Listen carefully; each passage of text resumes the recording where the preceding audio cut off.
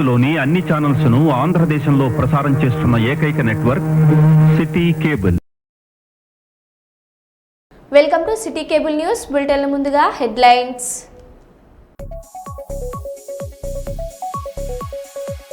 Bus ప్రమాదం సంఘటనను పరిశీలించిన హోంమంత్రి అనిత.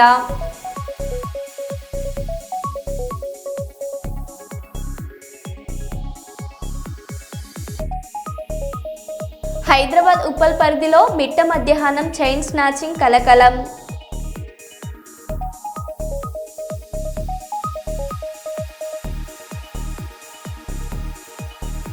తెలంగాణలో ఆర్టీఏ అధికారులు విస్తృత తనిఖీలు.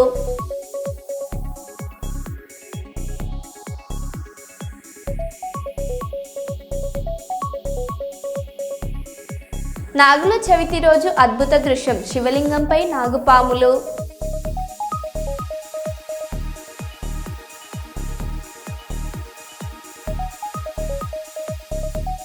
సుల్తానాబాద్ పోలీసుల ఆధ్వర్యంలో రక్తదానం.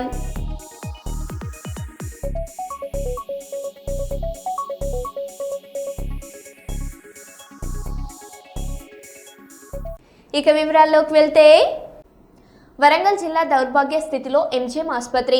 ఒక బెడ్డులో 2 పేషెంట్లు ఉండడమే కాకుండా ఒకే సిలిండర్ ఇద్దరికి ఒకేసారి ఉపయోగించడం జరుగుతుంది. 2 చిన్నారులకు ఆక్సిజన్ సిలిండర్తో తరలిస్తున్నటువంటి కుటుంబ సభ్యులు పేషెంట్లను తరలించేందుకు పేషెంట్ కేర్ దయమ్మ వారు లేకపోవడంతో పిల్లల పరిస్థితి విషమంగా ఉండడం వల్ల తమ తల్లిదండ్రుల సిలిండర్ను తీసుకుని వైద్య పరీక్షలకు వెళ్తున్న వైనం.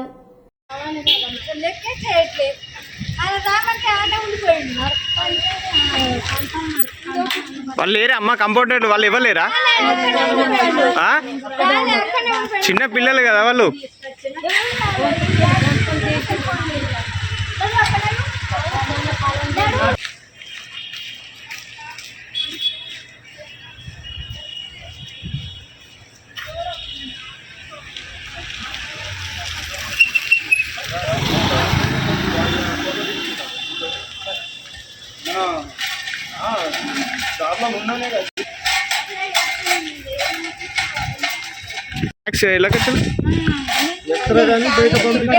బయట పంపించారు.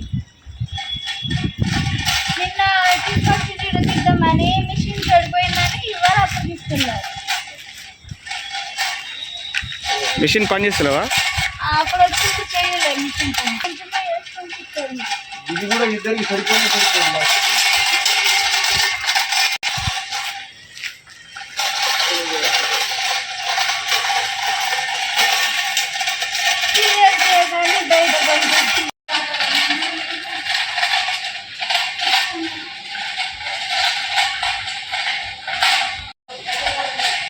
కారు జోరు, ప్రచార హోరు, విజయం ఖాయమన్న ఉప్పల్ ఎమ్మెల్యే బిఎల్ఆర్. జూబ్లీహిల్స్ ఉప ఎన్నికల ప్రచారంలో భాగంగా జూబ్లీహిల్స్ బీఆర్ఎస్ పార్టీ ఎమ్మెల్యే అభ్యర్థి శ్రీమతి నాగంటి సునీత గోపీనాథ్ని భారీ మెజార్టీతో గెలిపించాలని ఎమ్మెల్యే బండారి లక్ష్మారెడ్డి, ఎమ్మెల్సీ నవీన్ రెడ్డి ఎల్లారెడ్డి గూడలో ఇంటింటి ప్రచారం నిర్వహించి కారు గుర్తుకు ఓటు వేసి గెలిపించాలని కోరారు.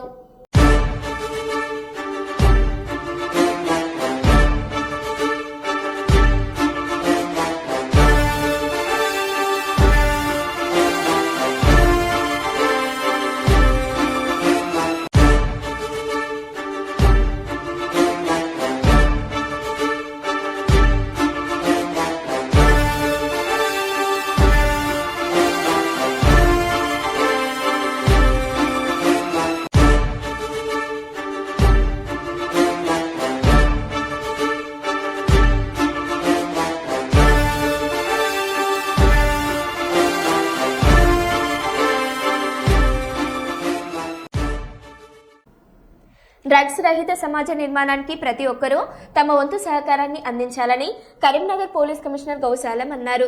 నాశాముక్త్ భారత్ అభియాన్ కార్యక్రమంలో భాగంగా మహిళలు, పిల్లలు, వికలాంగులు, వయోవృద్ధుల శాఖ ఆధ్వర్యంలో శుక్రవారం కరీంనగర్లో భారీ అవగాహన ర్యాలీ నిర్వహించారు. కళాశాల, పాఠశాల విద్యార్థులు, స్వయం సహాయక సంఘాల సభ్యులు పెద్ద సంఖ్యలో పాల్గొన్న ఈ ర్యాలీ కలెక్టరేట్ నుండి తెలంగాణ చౌక్ మీదుగా పోలీస్ పరేడ్ గ్రౌండ్ వరకు కొనసాగింది.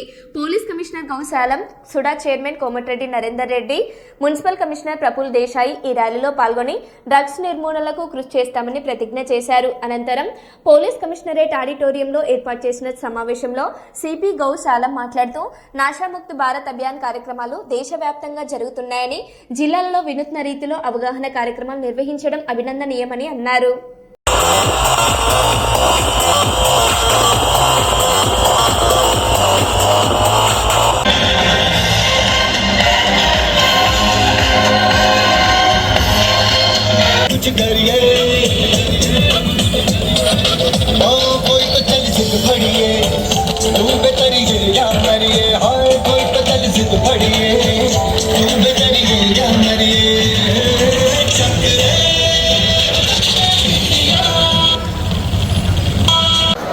వీటి వాడకం వల్ల కలిగే దుష్పరిణామాల గురించి సంపూర్ణ అవగాహన, ఏ ఒక్కరు కూడా డ్రగ్స్ బారిన పడకుండా ఉండడానికి కృషి చేస్తానని, డ్రగ్స్ అమ్మకం చేసే, డ్రగ్స్ కొనుగోలు చేసే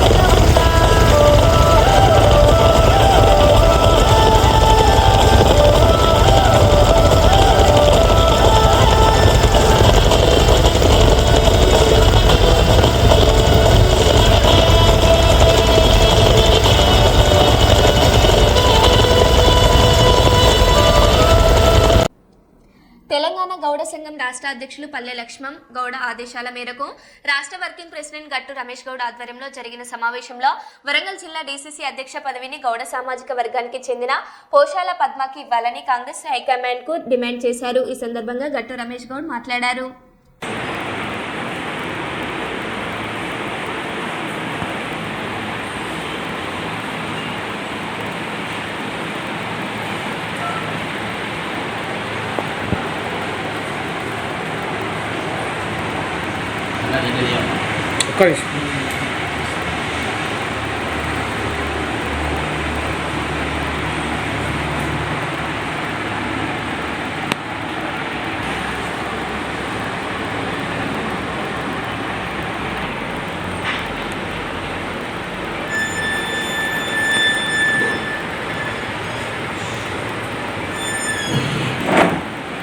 గట్టు రమేష్ గౌడ్ మాట్లాడుతున్నా. నేను గౌడుల ఐక్యత, గౌడుల ఐక్యత. ఈరోజు కార్యక్రమంలో తెలంగాణ ఈరోజు కార్యక్రమం తెలంగాణ గౌడ సంఘం రాష్ట్ర అధ్యక్షుడు పల్లె లక్ష్మణ్ గౌడ్ ఆధ్వర్యంలో ఆదేశానుసారం నా పేరు గట్టు రమేష్ గౌడ్, తెలంగాణ గౌడ సంఘం రాష్ట్ర వర్కింగ్ ప్రెసిడెంట్. నేను వరంగల్ జిల్లాలో తెలంగాణ గౌడ సంఘం నుండి కక్కెళ్ళ శ్రీనివాస్ గౌడు సమీక్షలో గౌడులందరూ ఏకమై కార్పొరేటర్ పోషాల పద్మక్క గారికి తెలంగాణ గౌడ సంఘం గతంలో ఆమె 5 సంవత్సరాలు తెలంగాణ గౌడ సంఘంలో పనిచేశారు. పోషాల పద్మ గారికి డిసిసి అధ్యక్ష పదవి ఆమె గౌడుల విషయంలో మనోధైర్యాన్ని నింపి ఆమె గౌడులకు చాలా అండగా ఉండే, అలాంటి గౌడ మహిళకు మనం ఎందుకు సహకారం చేయొద్దు అనే ఆలోచనతోటి రాజకీయంలో పాల్గొన్నప్పుడు కులాన్ని మర్చిపోయే రోజులు, అలాంటిది అట్లా కాకుండా కులంతో అండగా ఉంటూ ఇవాళ కులము ఎందుకు రారు అని చెప్పేసి మాకు అందరికీ తెలిసిపోయింది. ఆమెకు ఖచ్చితంగా డిసిసి అధ్యక్ష పదవి రావాలని కోరుకుంటూ అందరినీ మమేకం చేసుకుంటూ వరంగల్ జిల్లాలో ఉన్నటువంటి జిల్లా అధ్యక్షుడు కక్కెర శ్రీనివాస్ గౌడ్ కానీ, కోయడ ప్రవీణ్ గౌడ్ కానీ, మోడెం యాదగిరి గౌడ్ కానీ, చలమల్ల సత్యనారాయణ గౌడ్ కానీ, ఇక్కడ ఉన్నటువంటి చాలా వరకు జిల్లాలో ఉన్నటువంటి పాలకుర్తి శ్రీనివాస్ గౌడ్ కానీ, ఇక్కడ ఉన్నటువంటి పుర ప్రముఖులు మేధావులు నరసంపేట నియోజకవర్గం నుంచి కానీ వేముల రాజు, ప్రవీణ్ గౌడ్, వీళ్ళందరూ పేరు పేరున వీళ్ళు చాలా వరకు ఇప్పుడు ఏంది అని అంటే కొంతమంది మేము ఉన్నాం, కానీ ఇంకా బలగం చూస్తే జిల్లాలో విస్తృతంగా మాకు గట్టి పట్టుదల ఉన్నది. మేము గతంలో కూడా ఆరేలి బుచ్చయ్య గారు రెండు సార్లు ఎమ్మెల్యే కూడా పనిచేశాడు. 2 సార్లు పనిచేసి 2 సార్లు ఎమ్మెల్యే గెలిచిండు అంటే మా వరంగల్లో ఉన్నటువంటి బలం అనేది కూడా మీరు గ్రహించాల్సిన పరిస్థితి ఉంటుంది. రేవంత్ రెడ్డి గారు కానీ, మహేష్ గౌడ్ కానీ, తర్వాత మీనాక్షి నటరాజన్ గారు కానీ గమనించవలసినటువంటి పరిస్థితి ఏర్పడ్డది. అదేవిధంగా ఒక గౌడ మహిళ ఈ విధంగా మనకు బీసీలకు ఏమి ఇస్తాను అని చెప్పేసి గవర్నమెంట్ వాళ్ళు మేము అన్ని ఇస్తున్నాం అనే విధంగా అంటున్నారే కానీ అమలు చేయడం లేదు. ఈ వరంగల్ పోరుకట్ట మీద పోశాల పద్మక్క గారికి డీసీసీ అధ్యక్ష పదవి ఇవ్వకపోతే మేము నిరంతరం ప్రతి క్షణం మేము ఖచ్చితంగా గవర్నమెంట్ తోటి పోరాటం చేసి మాకు పోశాల పద్మక్క గారికి ఖచ్చితంగా డీసీసీ అధ్యక్ష పదవి రావాలని మేము అందరం కలిసి కట్టుగా ఉన్నాము. రాకపోతే మాత్రం మేము ఖచ్చితంగా హైదరాబాద్ కానీ సీఎం లెవెల్లో కూడా మేము గట్టి ప్రయత్నాలు చేస్తామని మేము అనుకుంటున్నాం. మా కార్యాచరణ కూడా ఈ రోజు నుండి గట్టిగా తీవ్ర స్థాయిలో మేము ఉంటుందని మేము అందరం ఏకమైనాం. మరి బీసీలకు ఏమి ఇచ్చిండ్రు? మనకు ఆరేలి బుచ్చయ్య ఉన్నప్పుడు ఆయన 2 పర్యాయాలు ఎమ్మెల్యే అయ్యాడు. తర్వాత మాచెల్ల జగన్నాథం కూడా ఏ పార్టీలో ఉన్నా కూడా ఆయన ఒక ఎమ్మెల్యే కూడా గెలిచిండు అని అంటే సామాజికంగా గౌడ కులం ఏ విధంగా ఉండే, ఎంత గట్టితనంగా ఉండే అనేది కూడా మనం ఆలోచించాల్సిన పరిస్థితి. కాంగ్రెస్ పార్టీ ఒక ఆలోచన విధానాన్ని మీరు చూడాల్సిన పరిస్థితి. అంటే గౌడ సమాజంలో గౌడులను రానియకుండా ఒక 68 డివిజన్లలో కూడా కార్పొరేట్ టికెట్ విషయంలో తెలంగాణ జాగృతి అధ్యక్షురాలు కల్వకుంట్ల కవిత గారు ప్రకటించారు. తెలంగాణ ఉద్యమంలో ప్రాణాలు విడిచిన అమరవీరుల కుటుంబాలకు తగిన న్యాయం అందజేయలేకపోయినందుకు ఆమె బహిరంగంగా క్షమాపణలు తెలియజేశారు. ఉద్యమంలో సుమారు 1200 మంది అమరులు ఉన్నట్లు అనేక సార్లు చెప్పారు. ఈ అమరులు ఆశయాలు వచ్చిన తెలంగాణలో ఎంతవరకు నెరవేరాయో ఆలోచించాలని వారు అభిప్రాయపడ్డారు. ఇప్పటి వరకు మాత్రమే 500 అమరవీరుల కుటుంబాలకు ఉద్యోగాలు, సహాయాలు అందించగలిగామని ఆమె తక్కువగా జరిగిన న్యాయంపై బాధ వ్యక్తం చేశారు.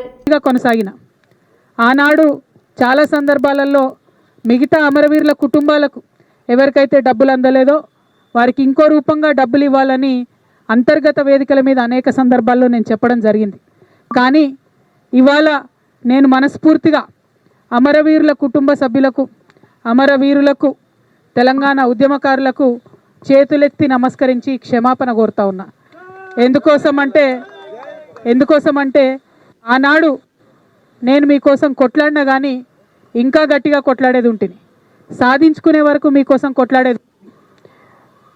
ఇవాళ నేను కోరేది ఒకటే, మనం ఉద్యమం డబ్బుల కోసం చేయలే, మన ఉద్యమం మనకు ఉద్యోగాలు రావాలని చేయలేదు. తెలంగాణ యావత్తు బాగుండాలి, అందరం బాగుండాలని చేసినాం. కాబట్టే ఇవాళ ఇక్కడ ఈ పవిత్రమైనటువంటి గడ్డ సాక్షిగా, ఈ అమరవీరుల స్తూపం సాక్షిగా నేను ప్రమాణం చేస్తూ ఉన్నాను. ప్రతి అమరవీరుల కుటుంబాలకి 1200 మంది కుటుంబానికి ₹1,00,00,000 ఇవ్వాలని ఈ ప్రభుత్వాన్ని నేను డిమాండ్ చేస్తూ ఉన్నాను. ప్రతి అమరవీరుల కుటుంబానికి ₹1,00,00,000 ఈ ప్రభుత్వం నుండన్నా ఇప్పిస్తాం, లేకపోతే ఈ ప్రభుత్వం మార్చి వచ్చే ప్రభుత్వంతోనైనా ఇప్పిస్తామని ఈ సందర్భంగా నేను అమరవీరుల కుటుంబాలకు వారి యొక్క పాదాల సాక్షిగా మీకు తెలియజేస్తా ఉన్నాను. గోదావరిఖని ప్రధాన చౌరస్తాలో ముఖ్య అతిథులుగా ట్రాఫిక్ ఏసీపీ శ్రీనివాస్ ఆధ్వర్యంలో ఆటోలు, కార్లు, బైక్స్లు తనిఖీలు చేశారు. Vehicles checking, bikes, cars, autos, vehicle checking, bikes park without helmet వాళ్ళకి వెహికల్, 2 వీలర్ వెహికల్ ఫైన్ చేశారు. హెల్మెట్ లేని వాళ్ళకి మొబైల్ తీసుకొని హెల్మెట్ పెట్టుకుని రమ్మన్నారు. హెల్మెట్ లేని వాళ్ళకి ఫైన్ వేశారు. వెహికల్స్, మోటార్ వెహికల్స్ చెక్ చేస్తారు. ఇంకా ఈ కార్యక్రమంలో traffic CI Rajeswararao, traffic SI Harishekhar, traffic constable తదితరులు పాల్గొన్నారు.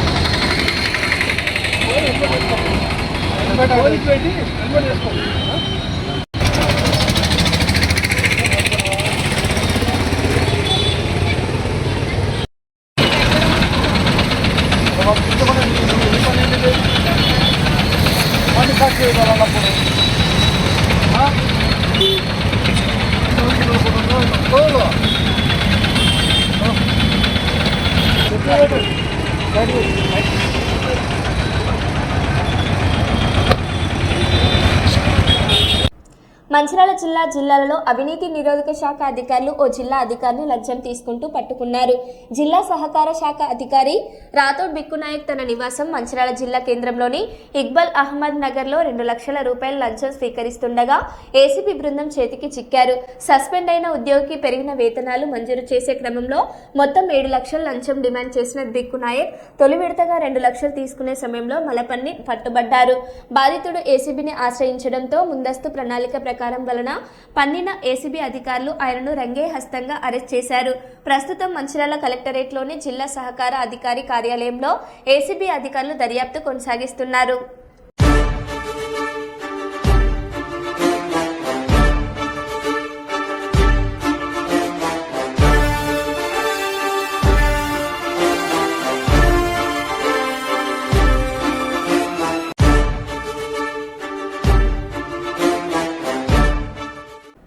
సుల్తానాబాద్ పోలీస్ సర్కిల్, సుల్తానాబాద్, కాల్వ, శ్రీరాంపూర్, పోత్కపల్లి, ఎలిగేడు, జూలాపల్లి పోలీస్ స్టేషన్ల పరిధిలోని పోలీస్ సిబ్బందితో పాటు యువత పాల్గొని రక్తదానం చేయగా పోలీస్ రెడ్ క్రాస్ సొసైటీ ఆధ్వర్యంలో రక్తాన్ని సేకరించారు. ఈ సందర్భంగా డీసీపీ మాట్లాడుతూ అనేక సందర్భాలలో రోడ్డు ప్రమాదాలు సంభవించినప్పుడు రక్తం అందక చాలా మంది ప్రాణాలు కోల్పోతున్నారని, రక్తాన్ని దానం చేస్తే ఆపద సమయంలో మరొకరి ప్రాణాలు కాపాడిన వారవుతారని, యువత సన్మార్గంలో ప్రయాణించి శాంతి భద్రతల పరిరక్షణకు పాటుపడాలని అన్నారు.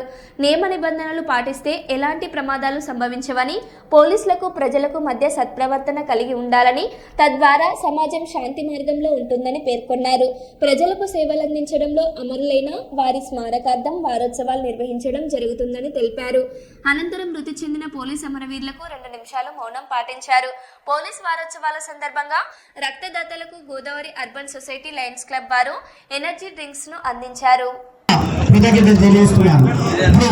ఏదో మనము ఇంటికాడ అంటే మన పిల్ల బాగా తీసుకోవడం జరిగింది.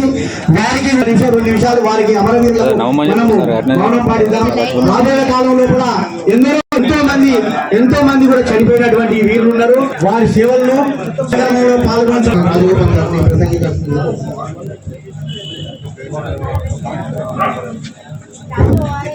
అందరికీ నమస్కారం.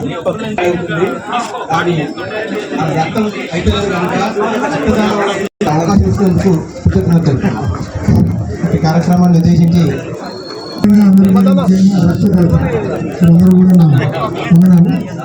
పోలీస్ సిబ్బందికి వారంతా శుభాకాంక్షలు, అభినందనలు తెలియజేస్తూ పాల్పంచుకున్నటువంటి ప్రతి ఒక్కరికి కూడా ఎవరైనా దానం చేస్తే వారి బ్లడ్ లో ఇంకోరికి మళ్ళీ ఆపదలు ఉన్న వారికి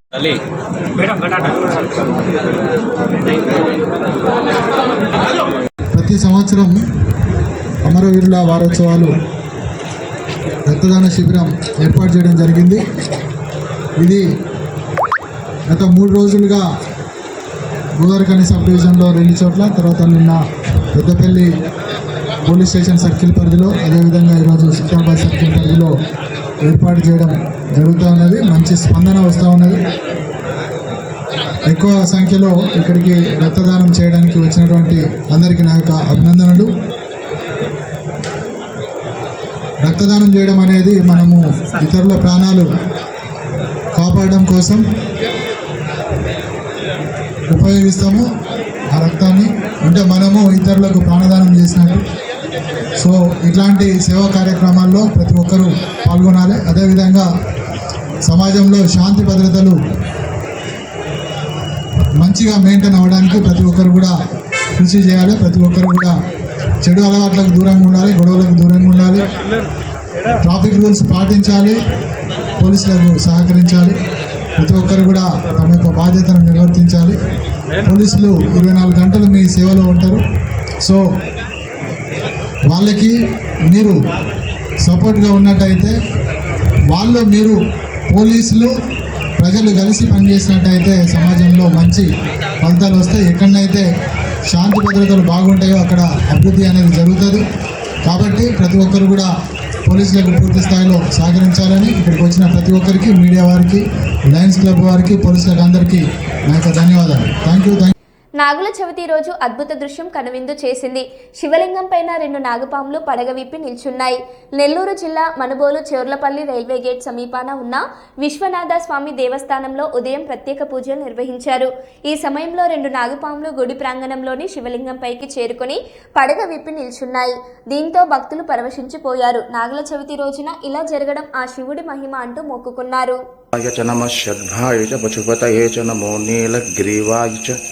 స్థితికంఠాయ చ కపర్ధినే చ యూయప్తకేశాయ చ నమః సహస్రాక్షాయ చ శతధన్వనే చ నమో గిరీశాయ శివయిష్టాయ చ నమో మేడుష్టమా విశేషమతే నమః పార్వతీపతయ హర హర మహాదేవ రక్షమాం రక్షమా.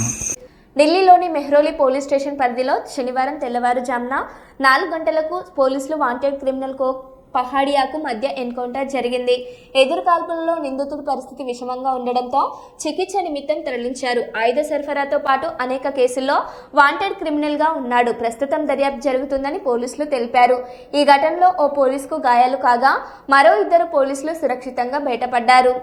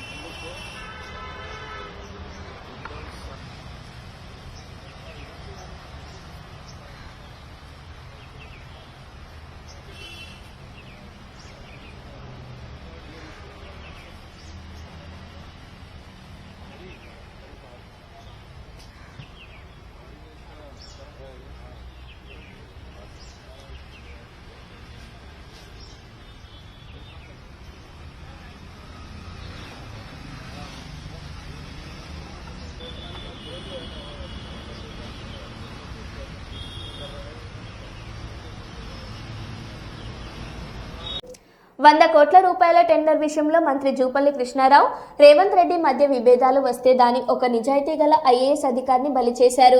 మీ బాధ తట్టుకోలేక ఐఏఎస్ అధికారి రాజీనామా చేస్తే రాజీనామా ఆమోదించొద్దని మంత్రి చీఫ్ సెక్రటరీకి లేఖ రాస్తే దాన్ని పట్టించుకోకుండా రాజీనామాను ఆమోదించారు. మీకు శాఖలోనే మీ అధికారులకు మీరు చెప్తే వినే పరిస్థితి లేదు. కేబినెట్ సమావేశంలో మంత్రుల వాటాల పంచాయతీల తేల్చుకోవడం తప్ప ప్రజా సమస్యల గురించి మాట్లాడుతున్నారా అని బీజేపీ సీఎల్పీ నేత ఏలేటి మహేశ్వర్ రెడ్డి అన్నారు. రూపాయల టెండర్ విషయంలో ముఖ్యమంత్రి గారికి మీకు మధ్యలో విభేదాలు వస్తే దానికి ఒక ఐఏఎస్ ఆఫీసర్ని బరి చేశారు. ఒక నిజాయితీ పరుడైనటువంటి ఐఏఎస్ ఆఫీసర్ రిజ్వి ఈరోజు మీ బాధ తట్టుకోలేక రాజీనామా చేస్తే స్వయంగా మంత్రి గారి రాజీనామాను ఆమోదించొద్దని చెప్తే ఇలా చీఫ్ సెక్రటరీ మీ లెటర్ని కూడా లెక్క చేయకుండా ఆయన రాజీనామాను ఆమోదింపజేశారు. అంటే మీ శాఖలో మీ అధికారులు కూడా మీరు చెప్పినట్టు వినే పరిస్థితులు లేకపోవడం, ఈరోజు మీ మధ్యలో సమన్వయం లేకపోవడం, బాటంగానే ఎన్నో అవినీతి కుంభకోణాలు బయటకు రావడం, వాటి మీద మాత్రం మళ్ళీ క్యాబినెట్లో కూర్చొని మీరు సెటిల్మెంట్ చేసుకోవడం తప్ప క్యాబినెట్ మీటింగ్లు ఒక్కటైనా ప్రజా సమస్యల పరిష్కారం కోసం చేస్తున్నారా, లేక కేవలం మీ శాఖలో ఉన్నటువంటి అవినీతి సెటిల్మెంట్ల కోసం మాత్రమే మీరు క్యాబినెట్లు పెట్టుకుంటున్నారా? ఇది ప్రజలకు తెలియాల్సినటువంటి అవసరం ఉన్నది. మరో బులెటిన్లో మళ్ళీ కలుద్దాం. Stay tune.